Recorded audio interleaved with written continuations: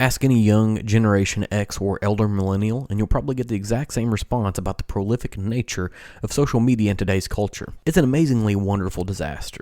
We've never been more connected and simultaneously disconnected from each other than we are at this exact moment. Rather than dwell upon the difficulty that it creates for modern humanity, I want to talk about the overall benefit of it today. Realistically, that's not even today's topic. It sounds more like a Lewis Black rant, but I'll bring it around eventually. Late last week, I stumbled across this gem of a post from a random whiskey group that I'm an observer in, and it fired off a rabbit hole of reading. That's the real reason I started this podcast. It gives me a reason to dive deep down the rabbit hole on esoteric concepts. And this week, it was all triggered by a post about a German single malt whiskey distiller that had taken some of their distillate, placed it in AO Virgin or ex Oloroso 30-gallon barrels, and then buried them underground for 3 years. This is not their first attempt at such a venture, and from the reaction to what came out of the ground, it certainly won't be the last. You might ask yourself, what would possess a person to bury whiskey underground for 3 years? And that brings us to the theme of this week's episode. I've seen these offerings that boast unique maturation methods, and like any other non-creative person, I catch myself asking the question of why would you do that? And that's probably why I'm not the one in charge of creative processes. Where most of us see a why would you do that, others see a why not. Like any good experiment, you can hypothesize what is going to come out the other end, and sometimes you can do it with a great deal of accuracy. But ultimately, you don't know until you complete the experiment. If someone were to ask me beforehand what, if any effect terrestrial aging would have on whiskey, I'd probably guess that it would significantly slow down the aging process. Temperature conditions are more stable, and the humidity pressure should stay relatively stable as well. Things that I wouldn't initially suspect would be discovered at the end of this experiment. The lack of temperature exchange and the inherent humidity of the soil leads to no loss of volume. It actually resulted in an increase in volume, but we'll talk more about that later. Which means there's no oxidization that occurs in the whiskey. And there's a lot of conjecture out in the whiskey world as to what effect, if any, oxidization has on bottled whiskey, but it's 100% certain that the oxidization process in the barrel is pretty essential to the creation of flavors that we are used to. The second unexpected thing about underground aging is that it actually increases the volume in the barrel. Bourbon nuts know that some lower levels of rickhouses will lead to a slight increase in volume because the lower temperatures allow for the humidity in the air to pass through and into the barrel. But underground, you get the potential impact of actual groundwater coming into contact with the barrel. The groundwater can and will flow into the barrel and create an inverse version of an angel's share. They use the term devil's share in the post, and so today we talk about brands and bottles that are a result of what many deem to be gimmicky aging techniques. Bourbon godfathers will often say that there's no replacement for time and weather, and largely they are right. These aging techniques in today's episode aren't meant to replace time, they are meant to be an experiment, to see what happens if you do something different. It doesn't make anything better, it just makes it different.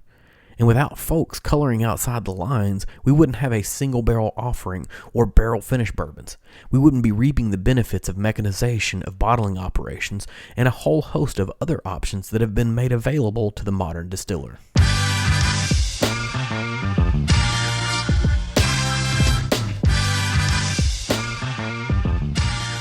Welcome to the Embellish Podcast, where we like to talk about stories. We like to explore how embellishment makes a story better, how it allows us to connect more deeply with both the person telling the story and the subject of the story. Together, we will explore people, products, and places that have a story to tell.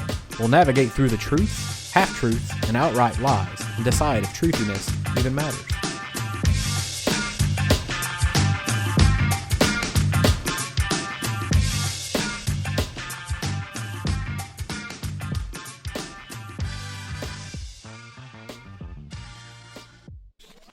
Given the context of the episode and today's marketplace, where could we start if we weren't going to be starting with Jefferson's Ocean Aged at Sea? Jefferson's Aged at Sea bourbon has been around for quite some time.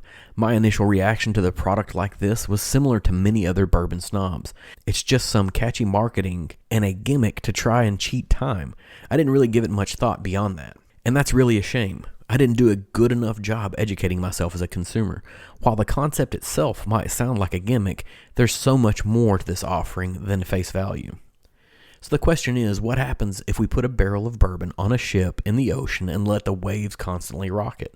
And the hypothesis is that it would create a constant agitation leading to more wood to liquid interaction. Beyond that, it would likely be in a more volatile climate. Heat may accelerate some of the aging properties. And this sounds interesting enough, but then you get to pitch the idea that this is likely what a barrel of whiskey would go through in the 1700s. Whiskey was made in Kentucky regularly. It was tossed in a barrel and put on a flat barge and shipped down to Louisiana to be sold. Once it was there, if it needed to go to the East Coast, it would be put on a ship, and that would make a trip around the southern tip of Florida, up the East Coast, and ultimately arriving at whatever destination it was headed to. The time, the heat, the rocking, all of that would impart some sort of flavor to the whiskey that otherwise might not have been there. And it sounds like a great story, right? Is it just a story? 10 years ago, I would have said yes, it's just a story. But today, I'd be eating my words. We've all learned a really important lesson about climate and its impact on whiskey. As places like Texas, Nevada, and Colorado all enter into the American whiskey marketplace, we are finding that the exact same distillate aged in each of those locations will turn out wildly different. Take, for example, the products from Smoke Wagon. They're a prime example of that.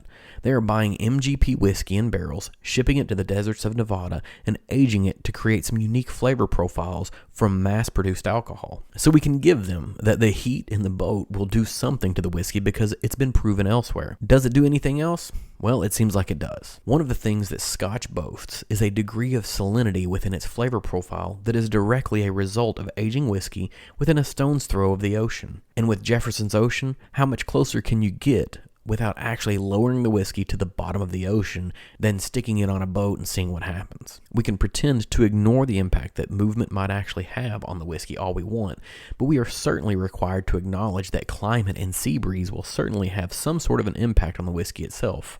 Is it a good effect? I'd say if they launched an idea in 2008 and they are still running strong, then it's highly likely that it does work. Everything we've covered so far, however, could still be pushed off as marketing trash. But this next bit is nothing but pure goodwill. It would be incredibly cheap to stick these aging barrels onto a regular freight liner heading somewhere and then let them make their voyage across the high seas, fulfilling the marketing information so they could sell it. But that's not exactly what's happening. Jefferson's has partnered with OSearch, a nonprofit that studies and tracks keystone marine species, and they put some of their barrels on OSearch's vessels. And that's not enough. These barrels then go off to auction in a special sale, raising as much as $250,000 to help with the nonprofit's research. Not only have they crafted a new concept in bourbon aging, they've enabled a nonprofit research across the oceans to help us better understand the ecosystem that we all rely on to continue aging our whiskeys. Earlier, while we were talking about the 1700s process of moving barrels of whiskey around the United States,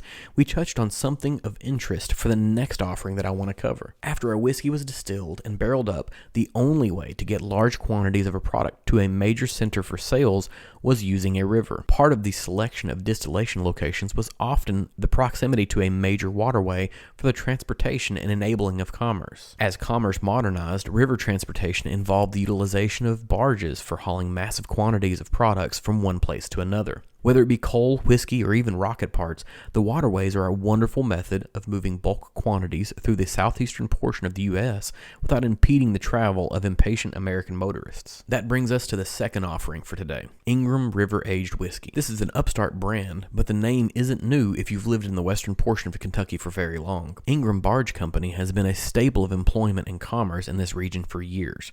They've been responsible for so much industry in the area, it's not uncommon that you'll at least know 3 or 4 people who have done at least one stint on an Ingram barge. It seems incredibly possible that the founders of Ingram River-Aged Whiskey were simply taking a page out of the Jefferson Ocean's Cask playbook. But if they did, well, they've certainly put their own twist on it. Just below where the Mississippi and Ohio rivers meet, Ingram has identified a perfect spot to permanently lodge one of their river barges and convert it into a rickhouse of sorts to begin the experiment of aging whiskey on the river. At the bare minimum, the construction of a river barge, which is a giant metal box, would produce some degree of normal aging in the state of Kentucky, considering there's not a huge difference between that and a traditional metal rickhouse. But there's a few unique aspects that will be the determining factor uncertain whether it's different enough to be more than just a gimmick. Given its construction, we can expect that the reaction to heat will be very similar to any rickhouse across this great commonwealth, but it's how it reacts when there's no heat that may be the differentiator. Given that a barge is sitting in water 100% of the time, once the sun starts to go down,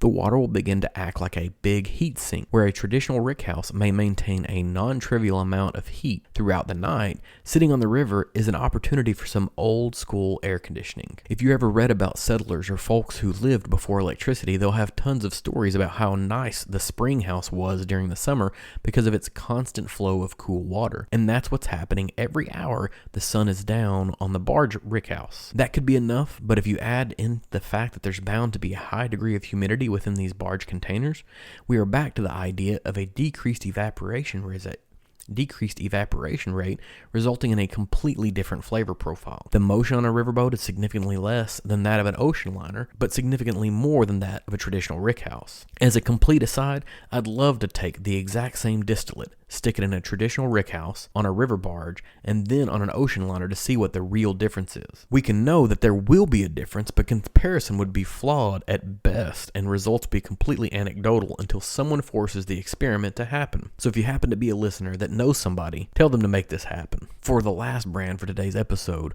we are moving away from what might be considered natural aging enhancement methodology into something a little more modern. While the rest of the brands have focused on harnessing parts of Mother Nature to change and modify the inherent nature of the aging process, this last brand has sought out to harness something that Mother Nature created, but we just made better. If you've never heard the name Dave Pickerel, then you're probably new here. I'll give you a few minutes to go hit the Google machine because I could devote an entire episode to just him. And I probably will at some point, but today is not that day. We'll leave it at this. His impact on the whiskey industry was exponentially larger than his short time spent working in it. Just a few years ago, Pickerel was working with what many considered to be one of the biggest rock and roll bands to create a new American whiskey product. The brainchild of these titans of their own respective industries was named simply Blackened. Blackened Whiskey adds to its aging process the introduction of low-frequency sound blasted at aging barrels. Most promotional materials indicate that each 5,000 bottle run has a completely different playlist. Sounds like a lot of bunk, doesn't it? Yeah, sure it does. Is it? Well, I'm not so sure about that part. How could blasting sound waves at the whiskey make any kind of difference? Well, I'll talk about another brand to come back to this brand and the concept that it holds. 15 years ago, I found myself regularly running audio for small groups of musicians, usually incorporating some varied sets of instruments, but almost always there was an acoustic guitar present. I've heard about every major brand played both through their onboard electronics and then their au naturel state, acoustically. After a while of listening to music, you begin to recognize the low, mid, and top-end guitars. I found myself listening to a guy play an Alvarez on stage and being thoroughly confused. The sound coming out certainly didn't match the template of the brand, at least not in my head. Beyond that, there was some unique badging on the guitar itself. When the guy finished his set, I asked him about his guitar, and he simply told me that it was an Alvarez Yayari, and it was one of the best sounding guitars he had ever played with. Much like today, I found myself digging around on the internet late that night to find out what made a Yayari guitar different, and that's when I discovered something quite unique. Yayari is the surname of a series of Japanese luthiers. They are well known amongst the guitar industry for making top quality acoustic guitars by hand. They have large stocks of older growth wood, which makes for a much richer sound. None of that really applies here, but a step I discovered in their guitar crafting process is when they are done with all of the production stages, they regularly place those guitars in a room where they will play different sounds into the room for up to 30 days. If you know much about the quality of a guitar, they usually get richer in sound over time. As the wood ages and interacts with the sound waves, it becomes something almost ethereal, something otherworldly. They take this step to replicate a year or more's worth of playing time to give that wood an age to it. So as we snap back to the discussion around how could this ever have any real impact? Well, it can absolutely have a direct impact on the wood of the barrel. It can change the ability of the wood to interact with the liquid. Not to mention the fact that if you've ever been front row of any concert, you've likely felt the impact of sound waves on your own bladder. And if that isn't enough for you to think about, if you've ever seen the movie Jurassic Park, there's this great scene where water begins to ripple because of the approaching steps of the ultimate apex predator, the T-Rex. What isn't necessarily told to you is to get that effect on the water, they placed a cup on the top of a guitar soundboard and plucked a string. Those ripples were the direct result of a simple string pluck. Now imagine the impact on that liquid if you were to submit to constant bass rumble of any given Metallica song for an extended period of time. Agitation doesn't even begin to cover what's happening to this whiskey. It seems all too commonplace for bourbon fans to fall into a traditional stance on just about anything. When a new technology, brand, story, or idea comes out, we are filled with reasons why it's not a good idea. We don't immediately begin to think about how this thing might improve the overall whiskey marketplace in our current atmosphere. Maybe it's because we are trained to be skeptical of almost anything new. Maybe it's because we are tired of trying to absorb new information and just want to sit back and enjoy a glass. Or maybe it's just because we want this one thing to stay the same. We want it to be a reference point that we can always return to and get a predictable result. And largely whiskey will always be that. But I challenge all of us as consumers to really think about whether a brand would invest significant resources to try something new if they legitimately thought it could be worse. I'm sure there are thousands of experiments every year in creating whiskey that ultimately end up being poured on the floor as a cleaner. So the ones that make it to the marketplace at bare minimum are likely consumable. It's up to us to decipher if we like it or not. It's up to us to explore the ways that it might actually work. It's up to us to decipher if we like it or not. It's up to us to explore the ways that it might actually work, rather than starting from the negative and trying to walk uphill proving that it actually does work.